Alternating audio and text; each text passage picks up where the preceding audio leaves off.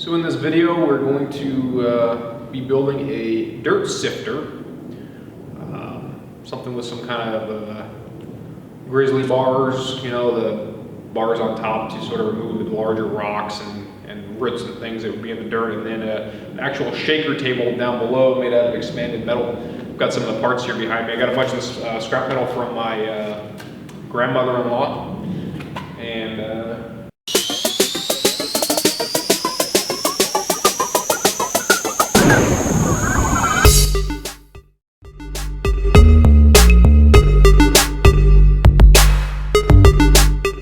so I got the grizzly bars, in this case a couple pieces of steel tubing and a bunch of rebar, all welded up, and I'm going to go ahead and get this thing off of the sawhorse. It's a heck of a lot heavier than I thought it would be. I don't know why I thought it would be light.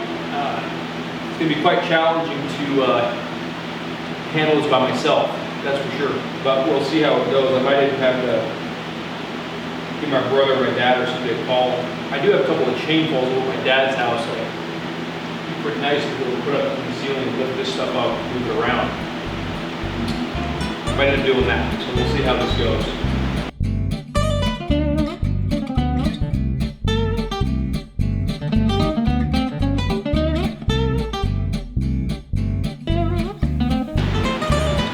Well, it's too heavy to really manipulate safely by myself, so I got to do a couple different things to make it a little easier.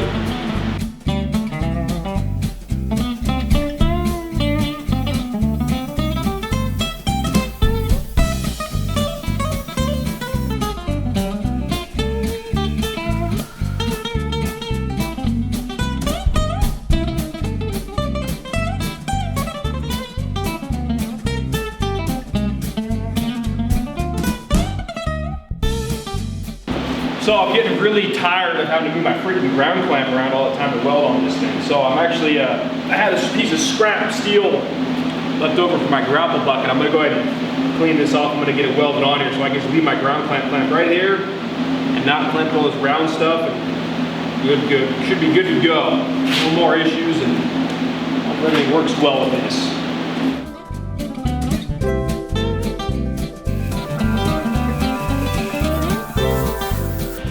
Well, I've switched over to my big gun. This is a 110 gun. Unfortunately, it's not a 220 like my stick gun is, but I've got these really big gaps I've got to fill in. And since I don't stick weld very often, in fact, this is probably the first time I've really stick welded a large project, I'm finding I'm not that good at filling the gaps. If I've got really good fit up, I can run a pretty solid bead. But running a bead around a piece of pipe in a circular direction is pretty challenging with stick welding. So I switched over to my MIG gun so I can fill the gaps, so I don't have to cove the ends of the pipes to fit up. And it goes a lot faster. It's a little more expensive because I'm running argon, but it makes a cleaner weld, so there's less cleanup time. So there's a give and take with each process. I prefer MIG, honestly.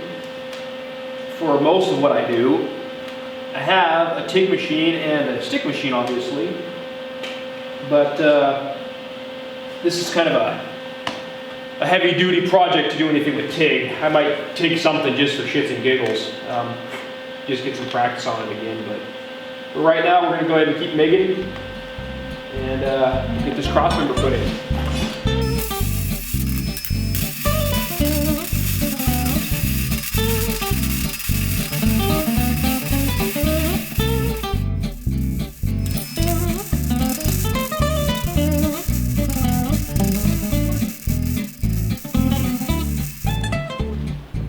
I got the next cross member in place.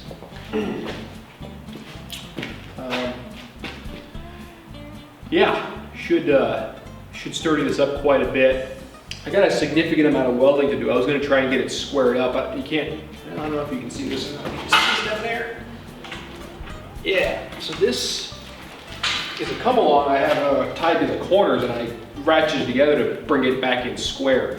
I'm within a ½ inch or so, which is plenty good enough for what I'm doing. So yeah, I'm gonna go ahead and get this cross member in, weld this up, and then start production welding some of these big joints out, get them all welded in. Now I was gonna tack that without my hood, but I need a pretty big gap. So I'm gonna put my hood on so I can actually see what the hell I'm doing.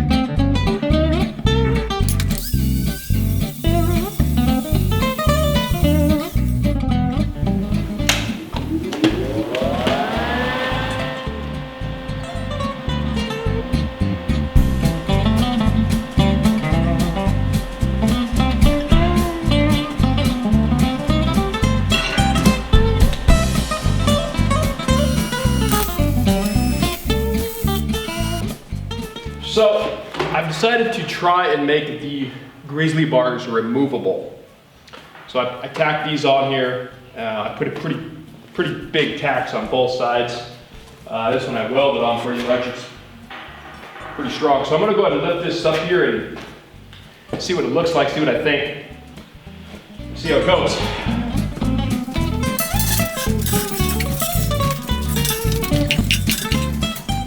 So that's the idea.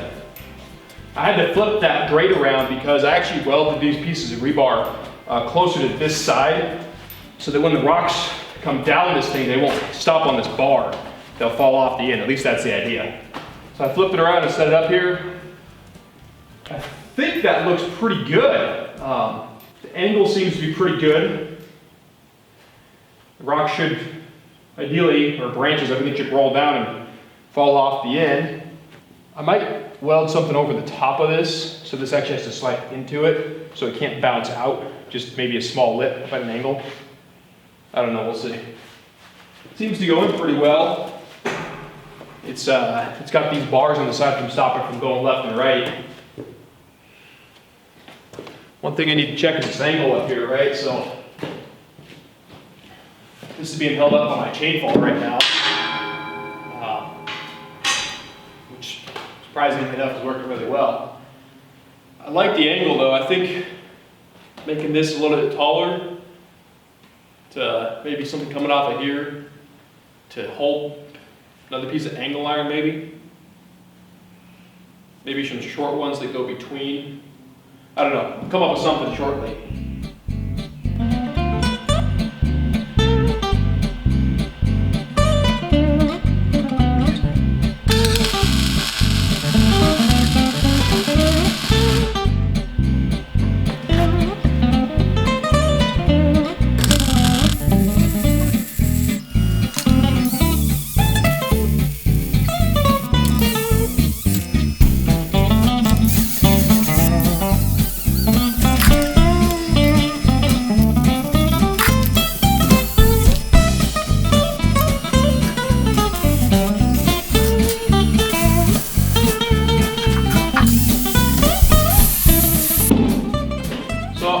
Last vertical support tacked in place. It's only tacked. We're gonna go ahead and let this down and let the frame take the weight of the grizzly bars and see what happens.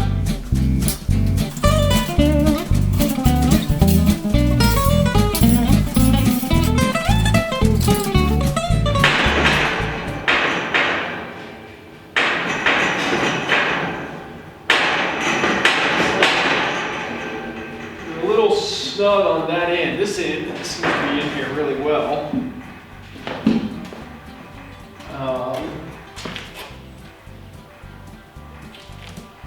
Looks like we need to possibly trim up this side of the grizzly bar. I think that's what we need to do. In order to do that, I gotta put the chainsaw back on. So that's not the problem. I got a gap there, it's up there. I gotta trim that edge off.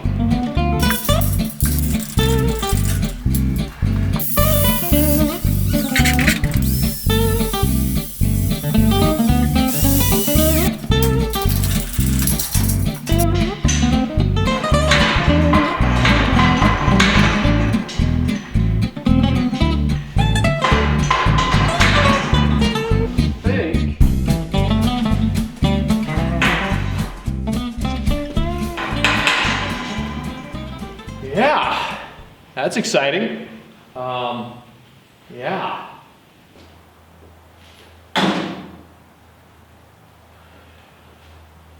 Well, this will be a little sneak peek of video 2 of the Dirt Sifter build. This is the wrap up to the first video. Everything has gone pretty well so far. I've made a few design changes on the fly, and that's the beauty of building something yourself. You can do whatever you want. This is sort of the end result I was hoping to get to. However, even this, which you'll see in video 2, is going to be modified, probably in video 3. I'm not so sure there's not going to be 3 or 4 videos for this whole thing. I'm going to find out I'm having problems with electrical and how I mounted the shaker table. This part isn't probably the best, so we'll see how it goes. But this would be the wrap up for video 1.